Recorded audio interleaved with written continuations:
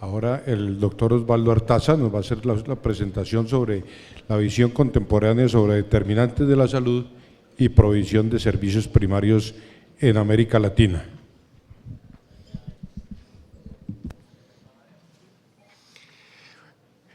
Bueno, en primer lugar quiero agradecer a los organizadores de este evento por darme la oportunidad de estar en Colombia otra vez.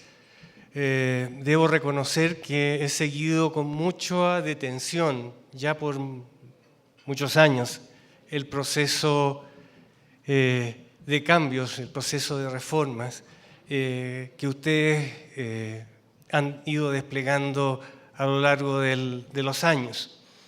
Así que para mí es un privilegio ser testigo de este momento de 20 años de una de las reformas más emblemáticas en América Latina, que ha generado tantos estudios, que ha generado tanto debate, tantos apasionamientos, tantos detractores, tantos que la defienden, etc. Y además me encanta la pasión con que ustedes tratan el tema de la salud y por lo tanto yo me siento muy en casa porque intento hablarles estos 15 minutos y medio desde la misma pasión. Bien, vamos en materia. Lo primero que quiero señalar con respecto a salud en todas las políticas es que no hay modo de otra manera, no se puede entender la salud de otra manera, porque ustedes saben perfectamente que la salud es una construcción social. No es otra cosa.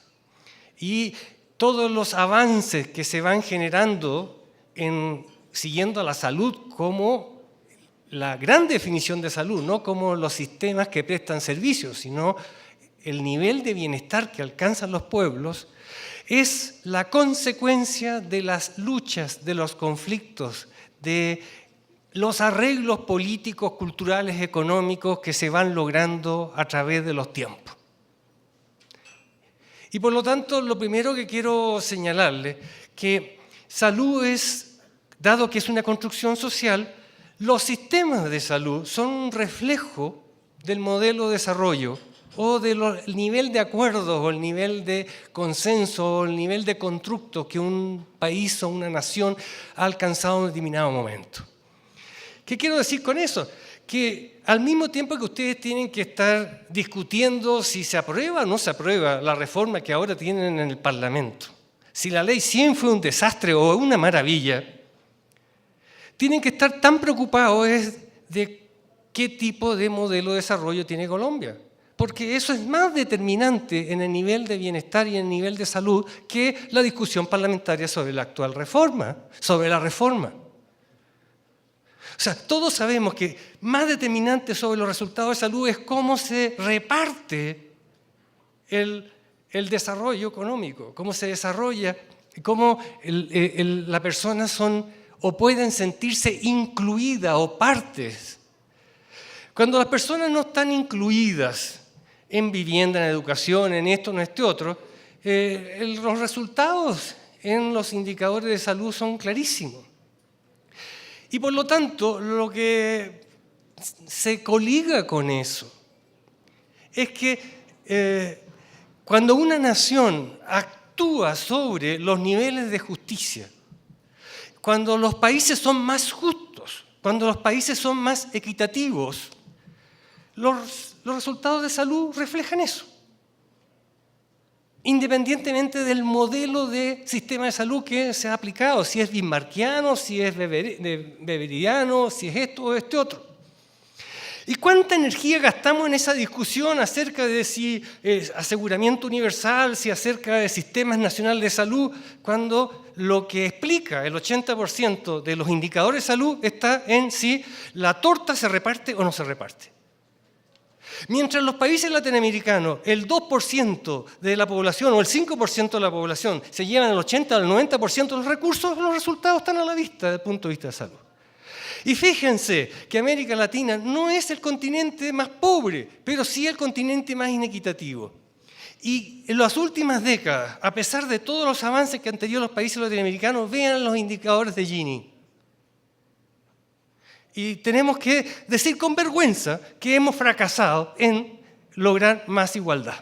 Hemos fracasado. Entonces, y eso se refleja evidentemente en los indicadores de salud.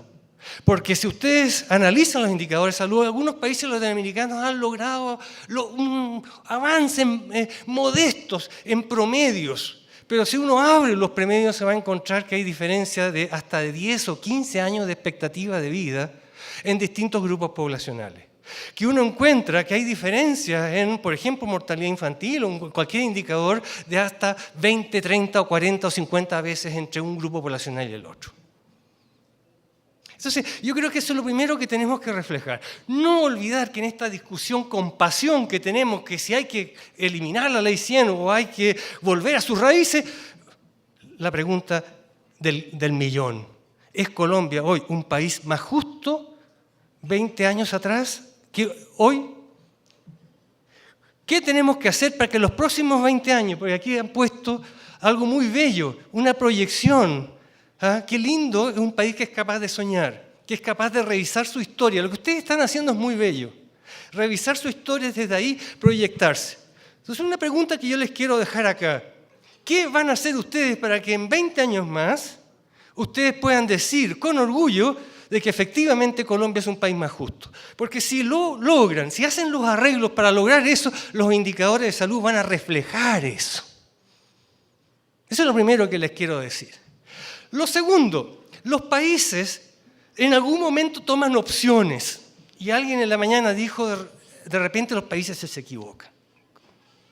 Y eso es una gran verdad. Cuando los países han optado por un modelo que tiene que ver con la enfermedad, y aquí yo lo coloqué en la transparencia como este endiosamiento del complejo médico-industrial. O sea, uno ha puesto el foco en esperar a que venga el enfermo y aplicarle la máxima tecnología posible.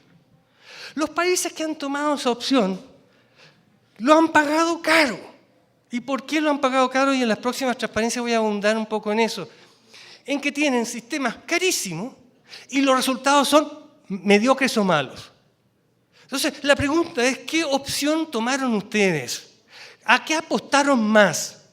Porque si ustedes tomaron la decisión de optar por el modelo de la enfermedad, entonces van a tener una mortalidad materna alta por muchos años.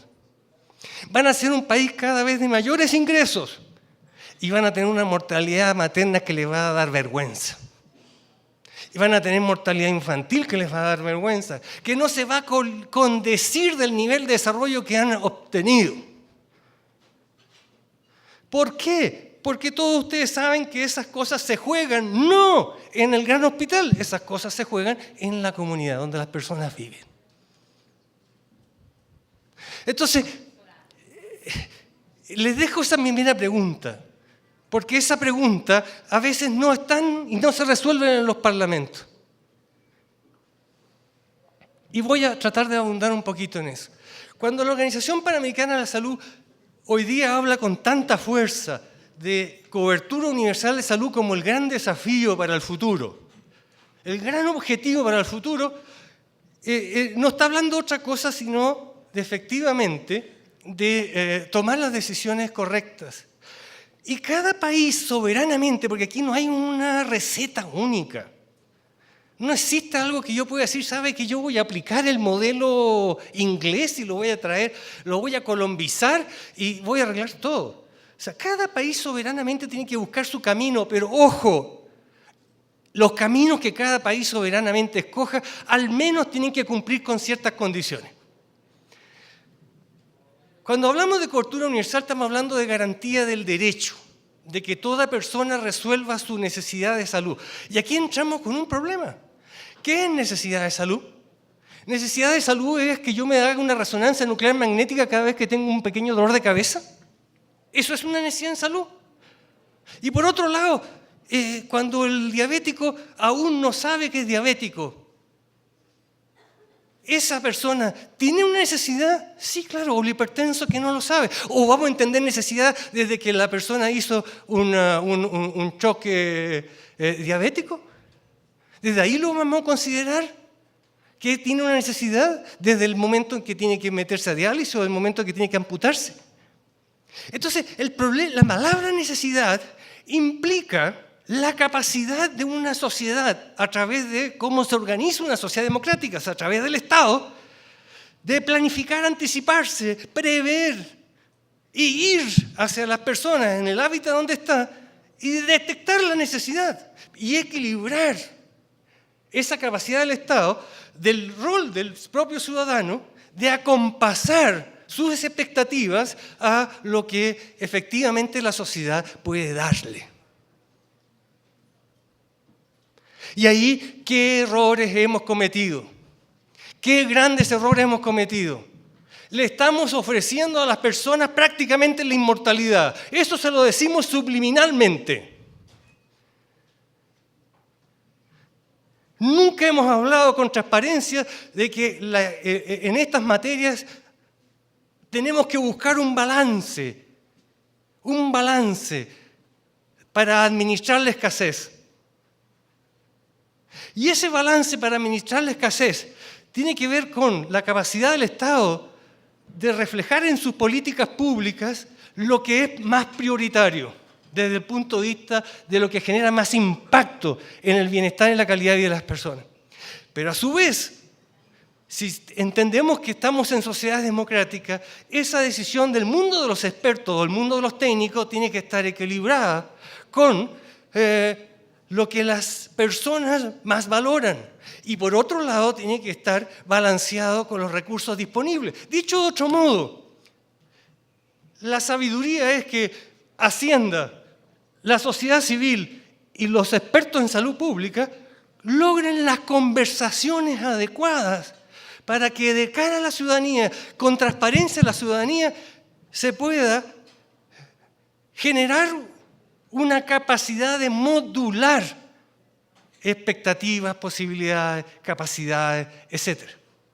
Fíjense que cuando hablamos de necesidad, estamos rompiendo la dicotomía entre oferta y demanda. Porque necesidad supera este conflicto entre oferta y demanda. ¿Por qué? Porque en algunos momentos habrá que subsidiar la oferta, sí señor, en la selva o en ese lugar apartado hay que invertir, hay que colocar a costo hundido dinero para que exista ese puesto de salud para las 3, 4, 5 o 10 familias que viven allí. Sí señor, hay que gastar de esa manera. Por otro lado, hay espacios donde efectivamente el dinero debe seguir a la gente y por lo tanto desde la demanda. ¿Por qué todo tiene que ser de la oferta o por qué todo tiene que ser de la demanda? Yo creo que esa disputa es tan bizantina, es tan limitante como la discusión entre los que están por el modelo de mercado o los que están por el modelo del Estado. Al final esas disputas generan suma cero. No se hace ni esto ni este otro. Porque si no se hace lo que yo quiero, lo que yo tengo en mi mente, prefiero que no se haga nada, que el país no avance. Y por lo tanto, estamos hablando de necesidad. Y necesidad no es cualquier necesidad. Y eso requiere de una capacidad de diálogo con la ciudadanía, expertos, los decisores políticos, decisores económicos, ciudadanía. ¿Qué es lo que podemos hacer? ¿Y cuál es la mejor manera de resolver esa necesidad? Desde el CUBO, desde el informe de la salud del mundo del 2010, se ha planteado este esquema como una propuesta de trabajo. Y la primera pregunta que tiene que ver con los 3 vértices, tiene que ver con si me siento incluido. Y es una pregunta que se responde desde las determinantes sociales, desde las condiciones de vida, desde el nivel de justicia. Si yo me siento incluido o no. Porque hay países que se quedan felices porque le entregan un certificado en que está afiliado. Otros países se sienten felices porque está inscrito en un centro de salud. Si eso no sirve. No sirve. Lo que sirve es que la persona se siente parte. Y por lo tanto, viene la segunda derivada. Ya que me siento parte, me siento protegido.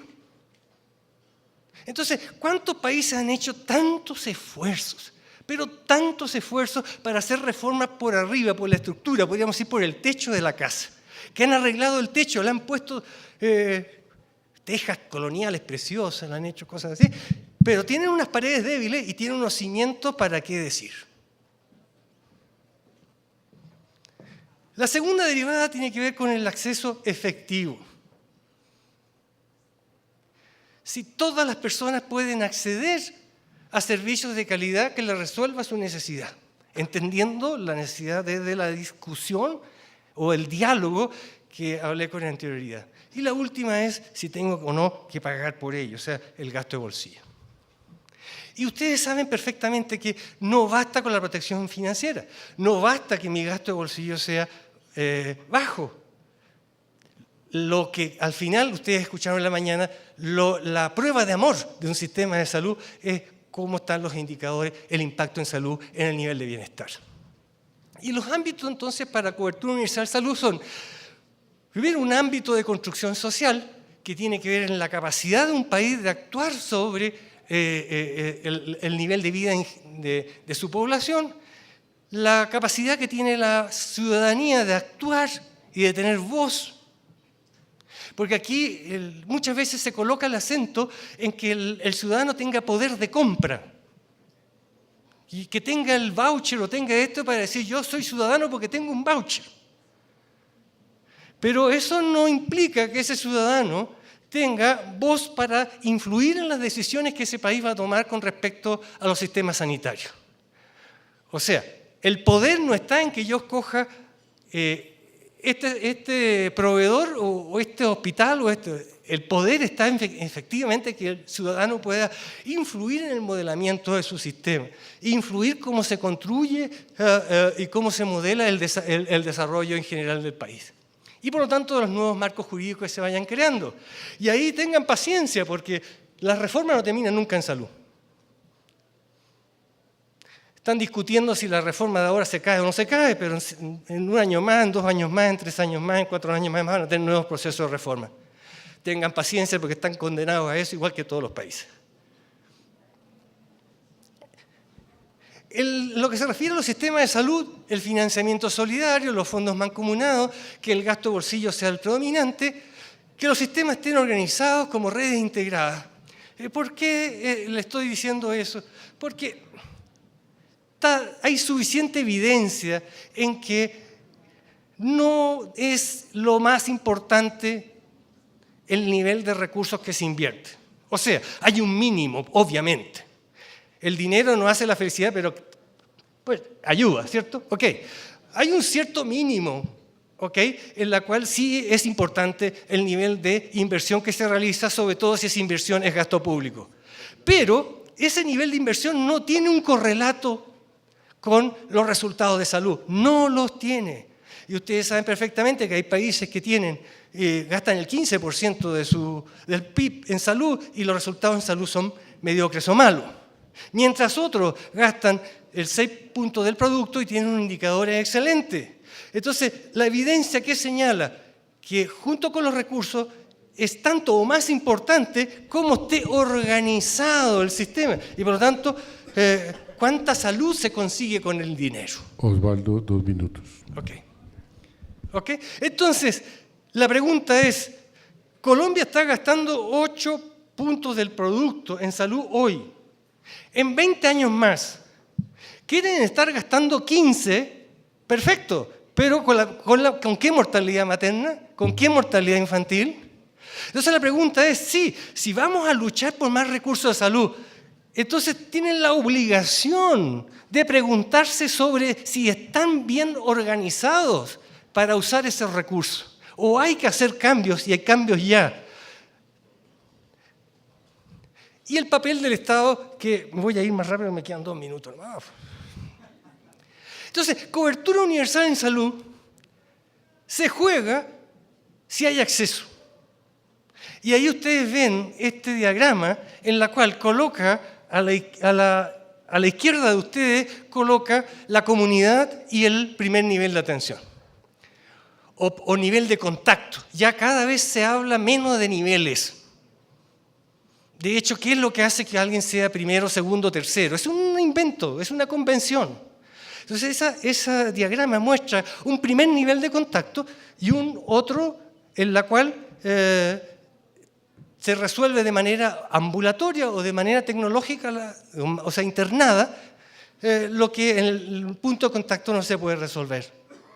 Pero qué importante es que ese primer punto de contacto tenga territorio para que pueda actuar sobre la población, sobre las determinantes sociales de esa población, que pueda actuar intersectorialmente, que pueda actuar con el alcalde, que pueda actuar con el gobernador. ¿Qué pasa cuando en un país hay 20 o 30 o 50 distintos proveedores en un mismo territorio, en que va a vacunar, una entidad va a vacunar a la tía y otra entidad va a vacunar a la abuela o qué sé yo? Entonces, ¿está bien organizado ese sistema? La pregunta que les hago. En cambio, en el lado de la atención especializada, efectivamente puede haber múltiples prestadores, porque ahí lo que va es resolver el problema y resolverlo de la manera más adecuada. Pero el nivel de contacto, ¿cómo lo tenemos organizado? En algunos países yo les hago la pregunta, ¿saben ustedes cuánto invierten en el primer nivel? Y me llevo a la sorpresa de que la mayoría de los países latinoamericanos ni siquiera sabe cuánto invierten en el primer nivel de atención. ¿Quién me podría decir cuánto es lo que se invierte en el primer nivel de atención en el punto de contacto en Colombia?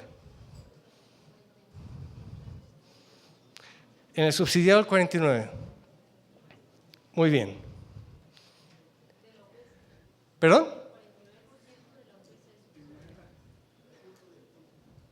Perfecto. ¿Creen que es bueno aumentarlo?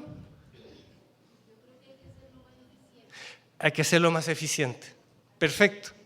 Y eso es lo que tú estás hablando, de hacerlo más eficiente, estás hablando de entrarle a cómo está organizado. Vamos a tener oportunidad para las preguntas después. Sí, yo fui el culpable. Me voy a saltar esa transparencia. Bueno, para ir recapitulando,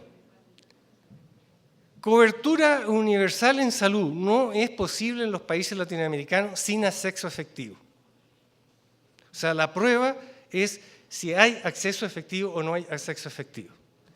Ahora, no es posible tener buen acceso efectivo si el primer nivel de atención, el punto de contacto, no es creíble y confiable para la ciudadanía.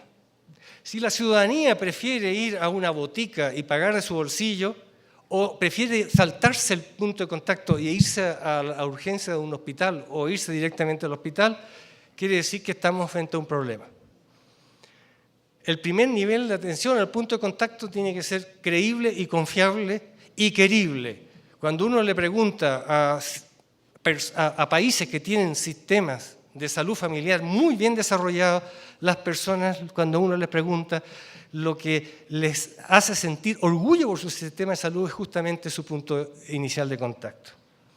Y tampoco hay posibilidad de tener un primer nivel de atención o primer punto de contacto que realmente se traduzca en mejora de los indicadores de salud si no hay una acción sobre las determinantes sociales. Termino con las lecciones. Los procesos de reforma son graduales, permanentes y parte de la construcción social de los países. Se avanza desde la historia, nunca se parte de cero. Lo que ustedes están haciendo es muy gráfico, es partir de reconociendo que hay cosas que funcionan. Segundo, los procesos políticos son muy complejos y son intersectoriales. Hacienda es un actor relevante siempre.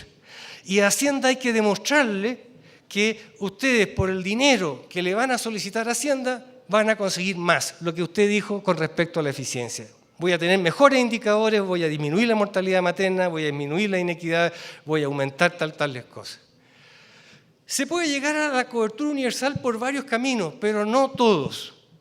Y aquí quiero decir algo que puede sonar duro.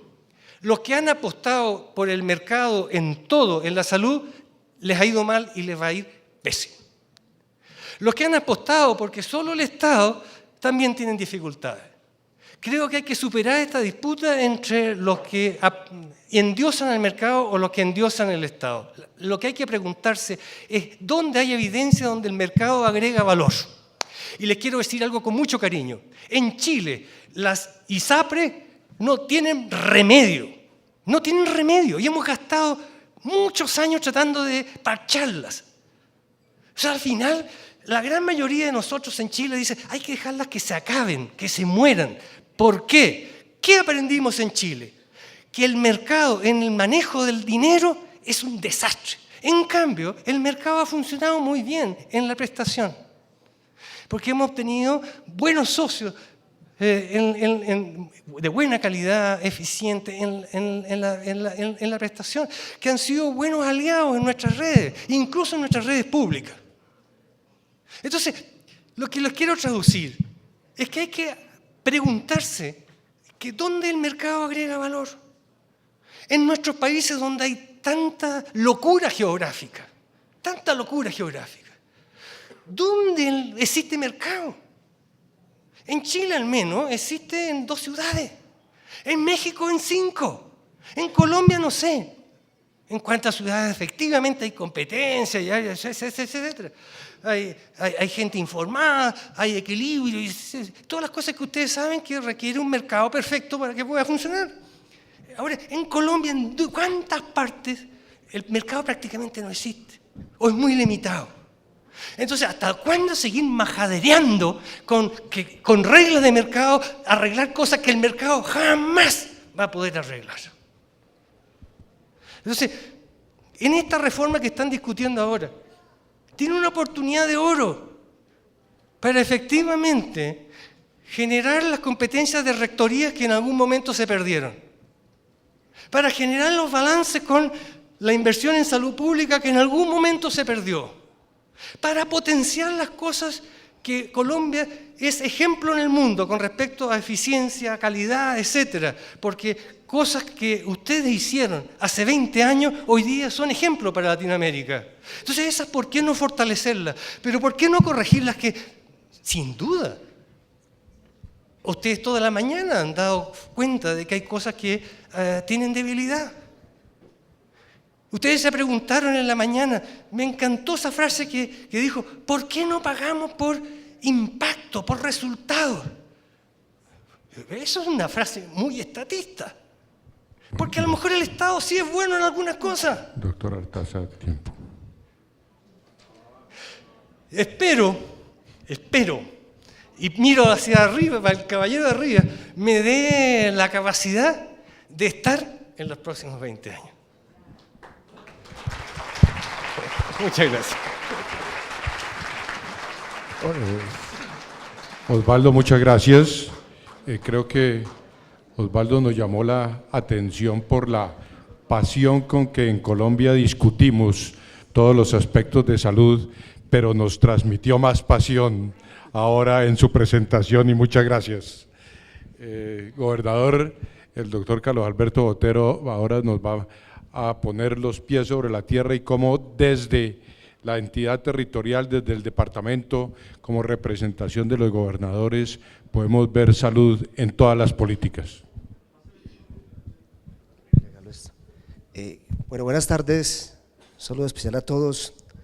Yo quisiera pedir excusas por 2 cosas. Primero, si me dejan hablar desde acá, me asusta mucho el atril y quiero verlos más cerca. Y lo segundo es que, si no hablo muy fluido, esta mañana fui a una clínica particular y pasé por allí, el portero me dijo que tenía una virosis que en 20 días me daban consulta, entonces no puedo hablar de pronto un poquito tan fluido. Y aprovechar obviamente para desearles un feliz día a todos los médicos que están presentes y a los médicos del país en su día, ¿no?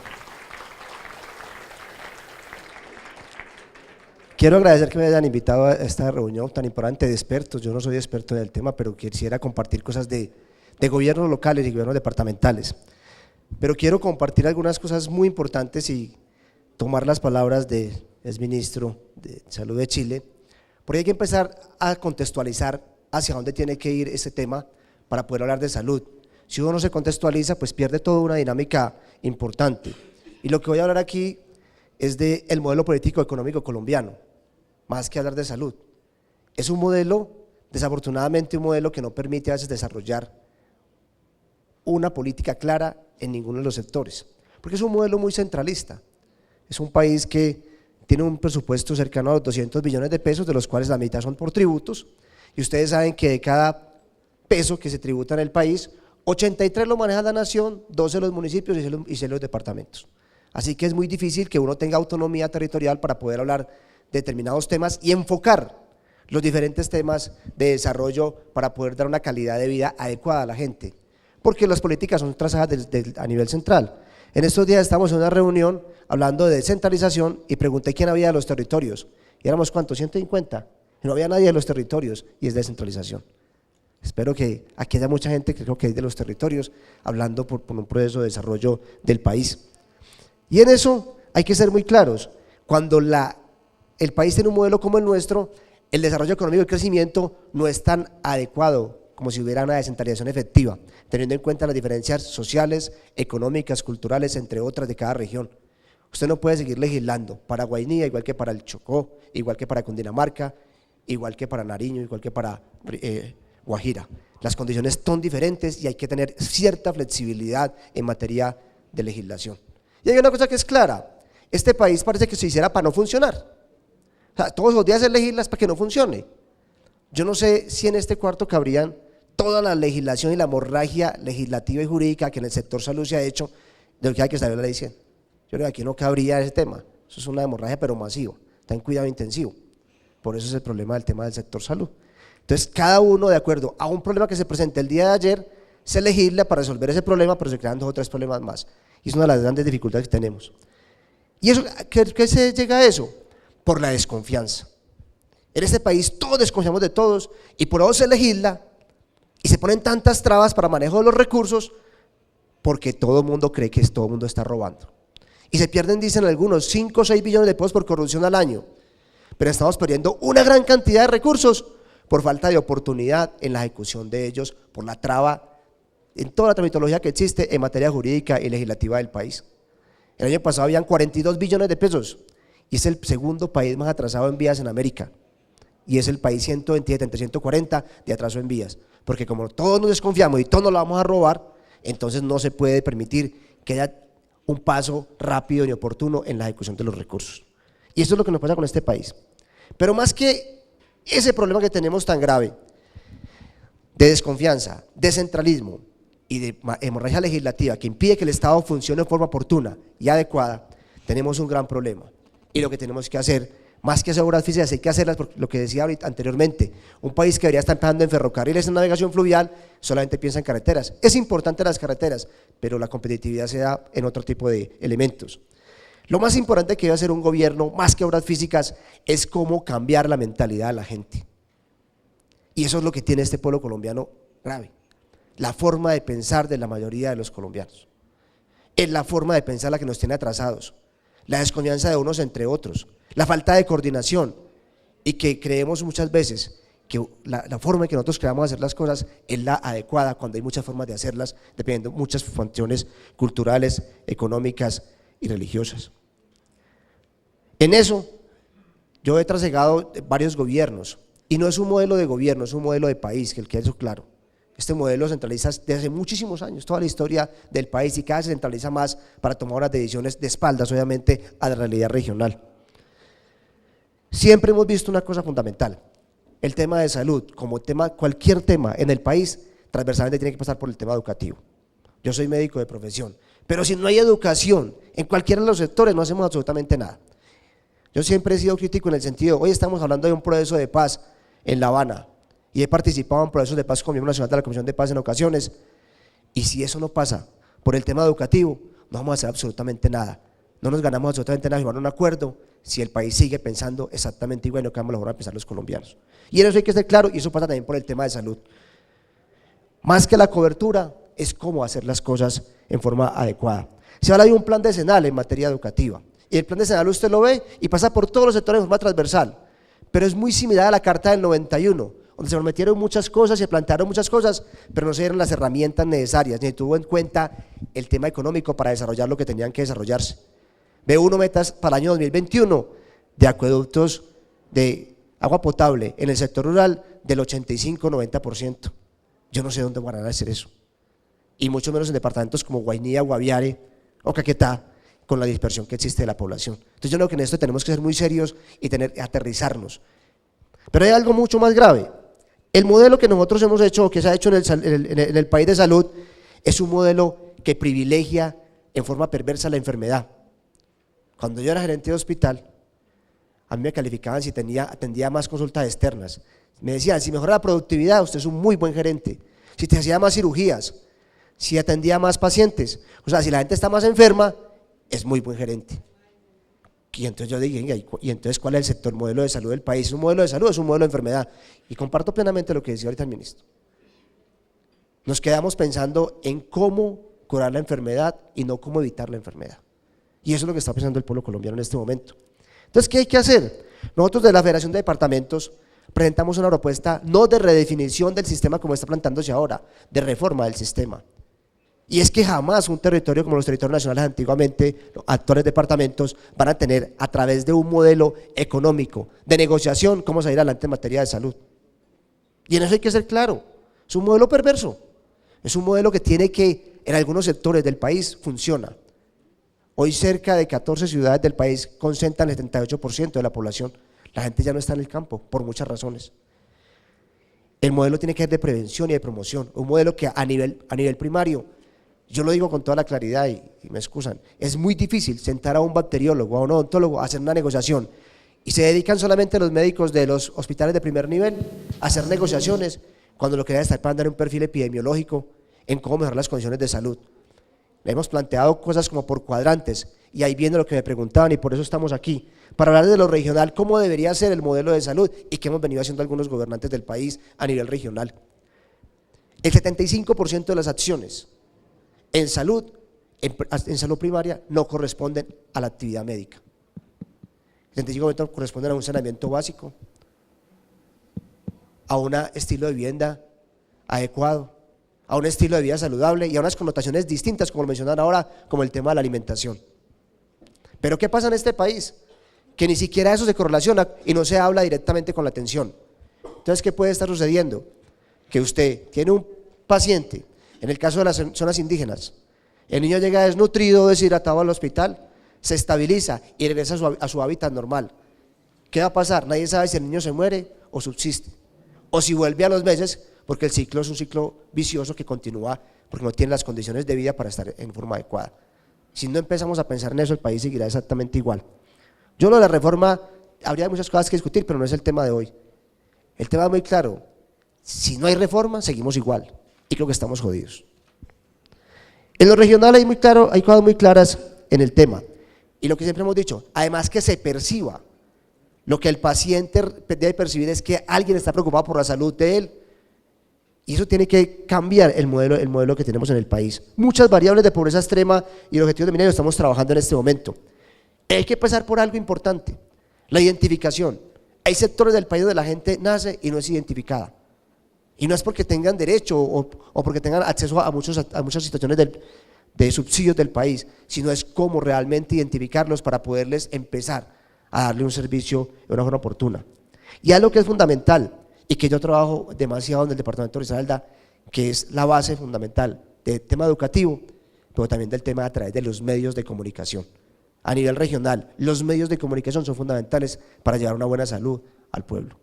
Y en ese escenario es cómo transmitir modelos, estilos de vida saludable, cómo transmitir la forma y el tema de seguridad alimentaria que mencionaban ahora. Y estamos trabajando desde todos los aspectos para buscar obviamente una alternativa importante. En la primera infancia hay que tener algo muy fundamental y es la educación de los padres de familia. Yo creo que el sector educativo del país, como en otros, a diferencia de muchos otros, le enseña a los jóvenes y adolescentes que es ser padre. En el país tiene mucha falencia del tema educativo.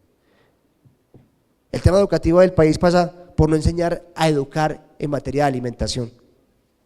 Y hay políticas que no son lógicas en materia de esto porque no tenemos una planificación y planeación en materia educativa. Aquí, por ejemplo, se habla del tema del desarrollo económico, que tiene que pasar transversalmente por el tema de salud.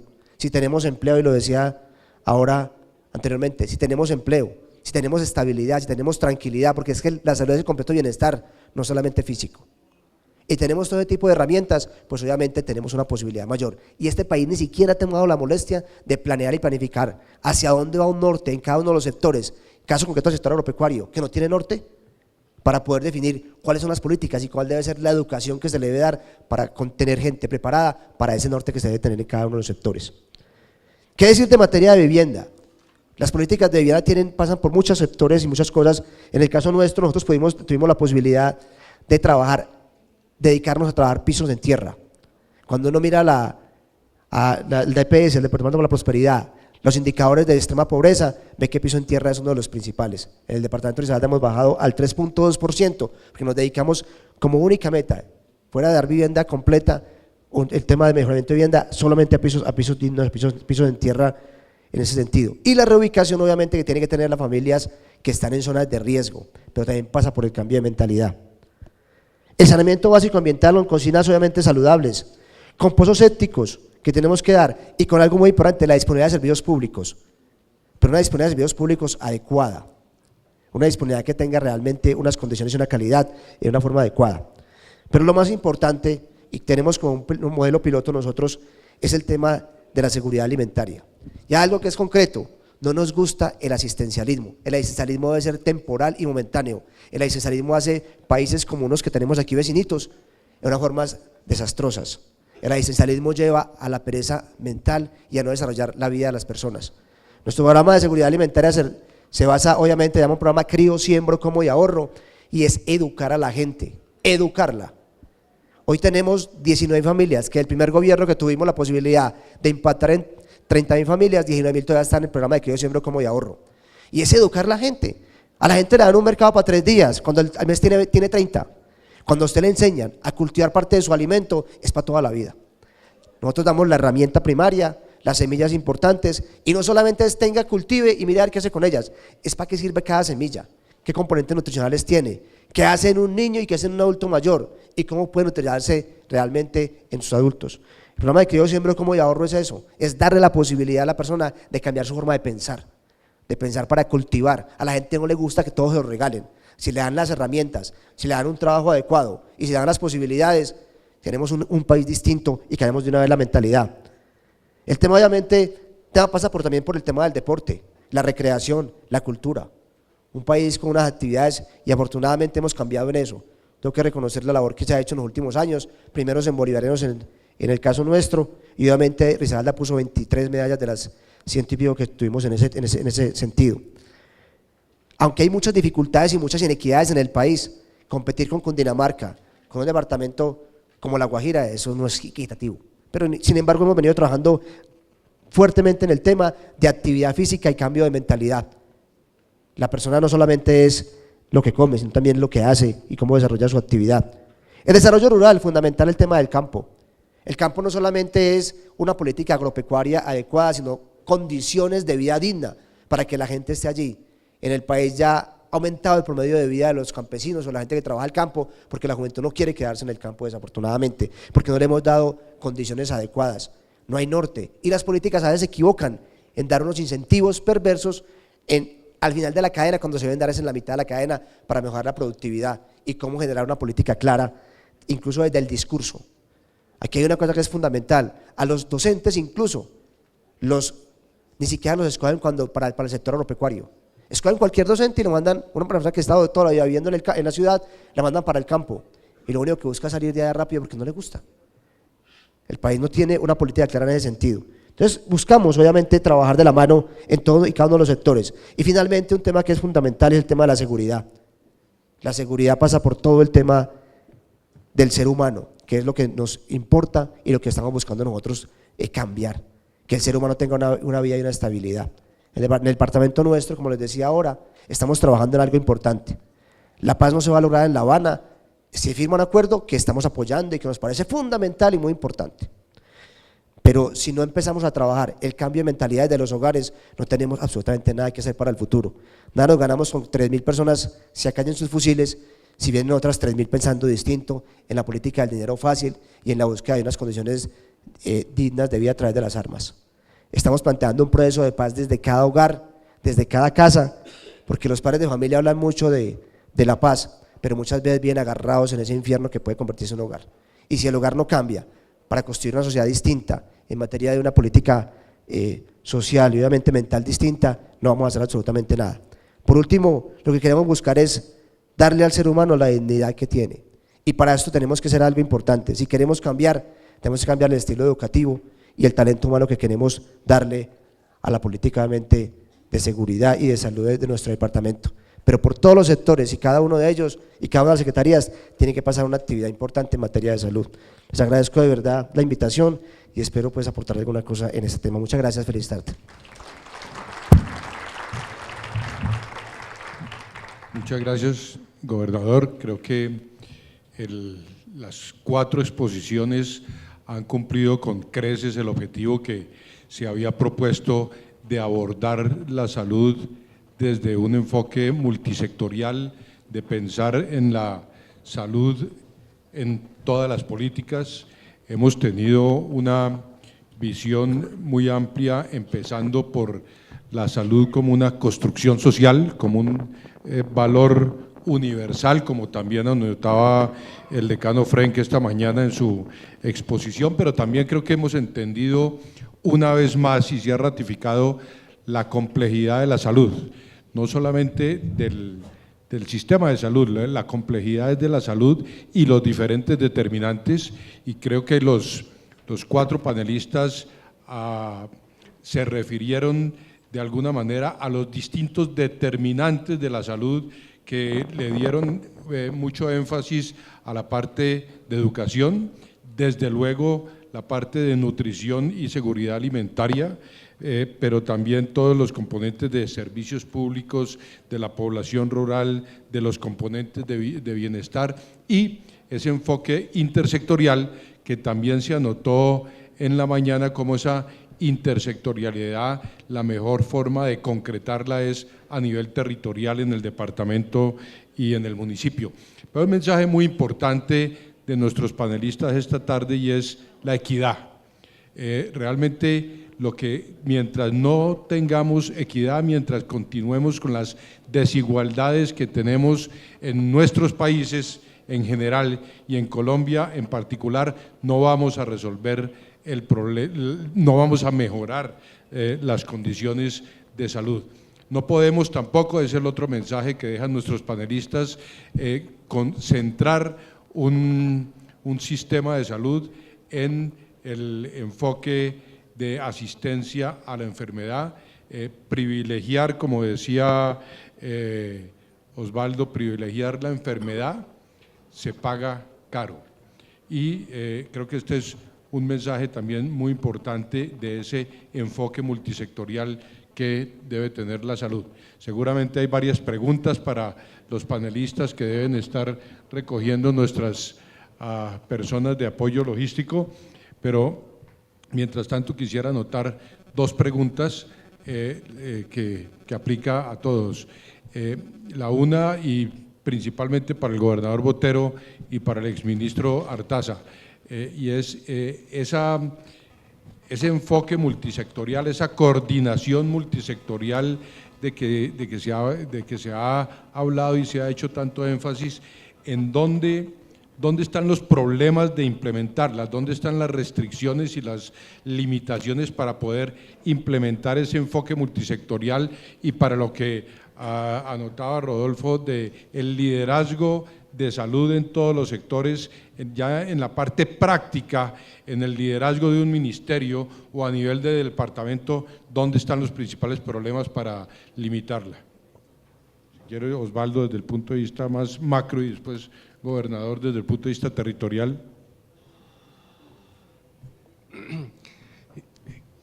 Creo que hay al menos 2 niveles y tienen que ver fundamentalmente con la capacidad de generar gobernanza. El tema de gobernanza está absolutamente ligado a la capacidad de actuar efectivamente sobre las dificultades o sobre las necesidades o sobre que tiene una población. Y cuando hablo de gobernanza hablo de un nivel macro, en la cual si el presidente de la República o la presidenta de la República, cada vez tenemos más mujeres presidentas y es una bendición, no, efectivamente no son quienes ejercen la conducción y traducen a la práctica que efectivamente salud está en todas las políticas.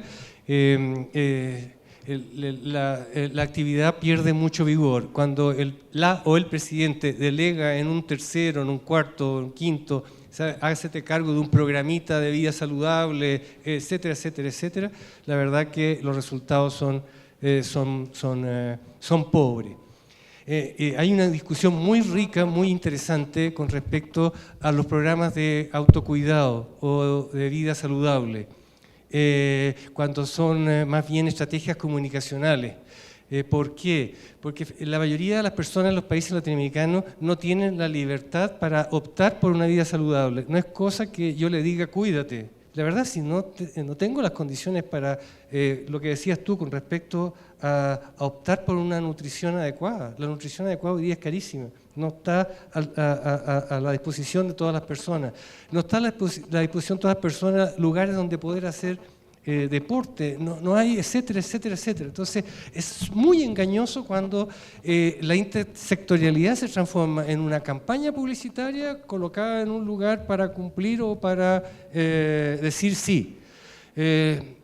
Cuando las políticas públicas efectivamente están coordinadas y apuntando a conseguir estadios de mayores condiciones de vida en todos los aspectos, con el liderazgo o el presidente de la República, ahí tenemos países y tenemos suficiente experiencia de que se han encontrado resultados promisorios.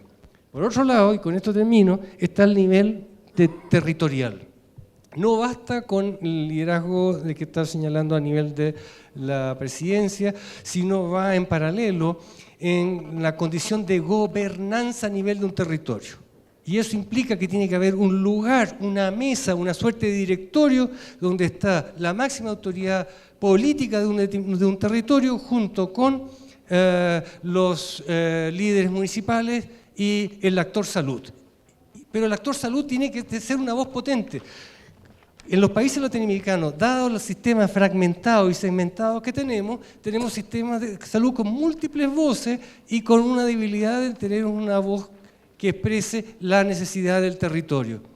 Y por lo tanto, terminando con lo reduzco de una manera de lanzarlo hacia el futuro en cómo a nivel de mayores niveles de gobernanza, a nivel alto político y a nivel de territorio, con un sector salud, con una buena voz a nivel territorial.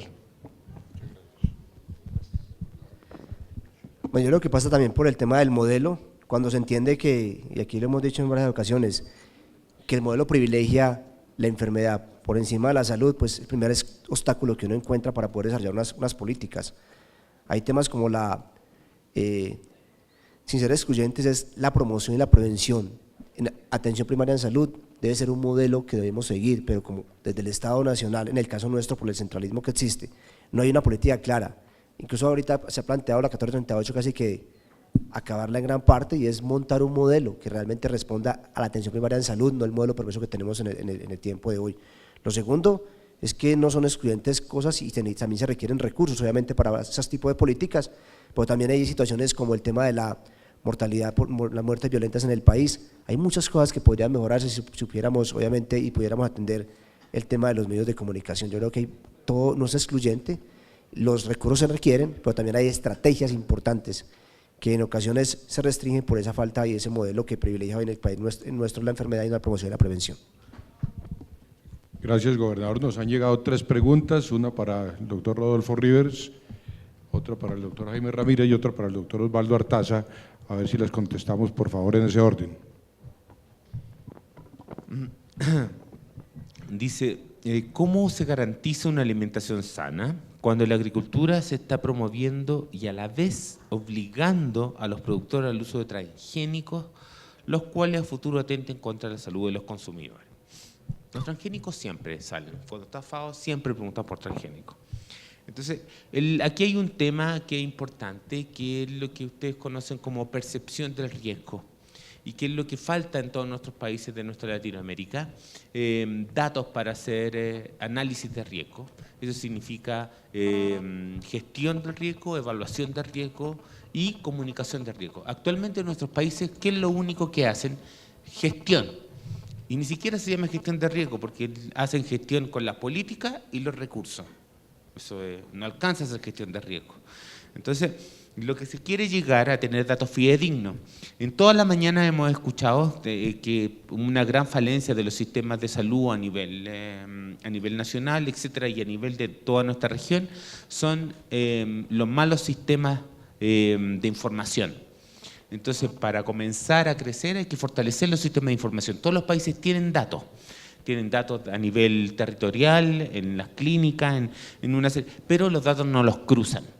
En muy pocos países, por lo tanto no hay indicadores de costos de la no calidad de un alimento, no hay indicadores de costos de la no inocuidad, por ejemplo, cuánto gasta un país en esto.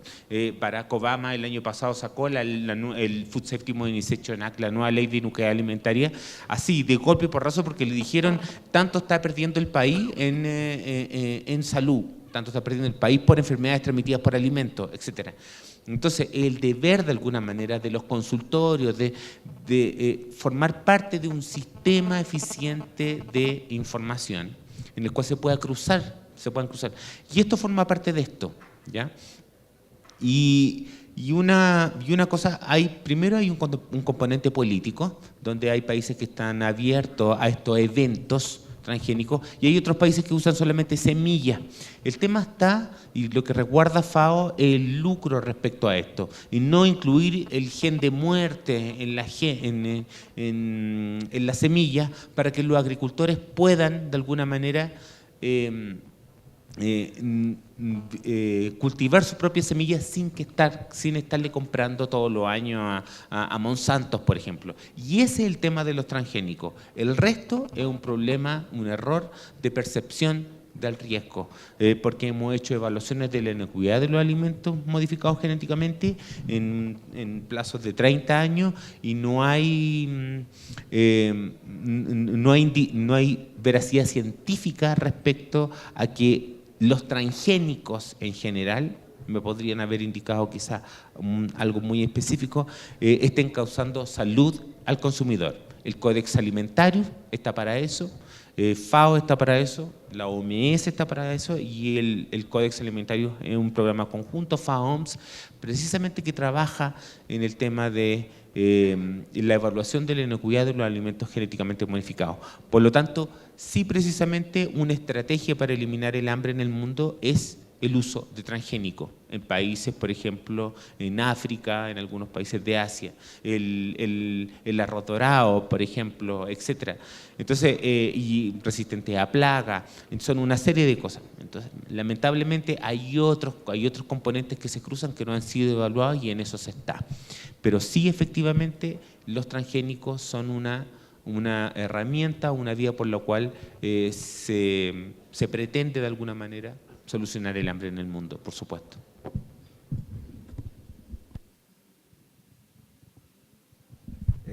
Preguntan que cuál es el impacto que tiene un usuario del régimen subsidiado cuando consigue empleo, pero le da temor pasarse al régimen contributivo por temor a perder un cupo en el subsidiado. ¿Qué soluciones se podrían proponer?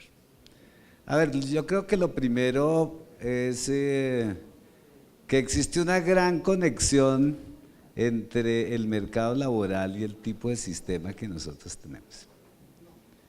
Y es que al clasificar entre los que pagan y los que no pagan el sistema y derivar reglas de juego distintas para cada sistema en términos de cobertura, la segmentación presiona negativamente el desarrollo de un mercado laboral moderno, en donde, ¿no es cierto?, su relación con la financiación de los sistemas de salud sea relativamente independiente del nivel de la contribución basada en los salarios. En ese sentido, los países han encontrado en los impuestos una mejor fórmula que en las contribuciones parafiscales. Aquí nos enfrentamos a otro problema, es que consigue trabajo, pero ¿de qué calidad? ¿Por cuánto tiempo? Y entonces cuando miramos los datos nosotros, es que conseguir trabajo significa una incertidumbre sobre cuánto dura. Y entonces conseguir trabajo es una felicidad que dura menos sobre el imaginario de cuándo lo voy a perder. Y dado que siempre estoy pensando en cuándo lo voy a perder, siempre pienso es cuándo voy a regresar al régimen subsidiado. Y dado que voy a regresar al régimen subsidiado, es probable que yo no quiera tener ningún incentivo para afiliarme al régimen contributivo. Y entonces la disparidad entre los que pagan y los que no pagan, ¿no es cierto?, genera esa clase de distorsiones en el desarrollo del sistema. Hay otras distorsiones derivadas de lo mismo. Me parece que, por ejemplo, muchos patronos eluden sus responsabilidades con el sistema a través del régimen subsidiado. Cuando uno mira cuántos asalariados hay en el régimen subsidiado, hay un nivel alto de asalariados. ¿De qué clase de asalariados? De los asalariados que ganan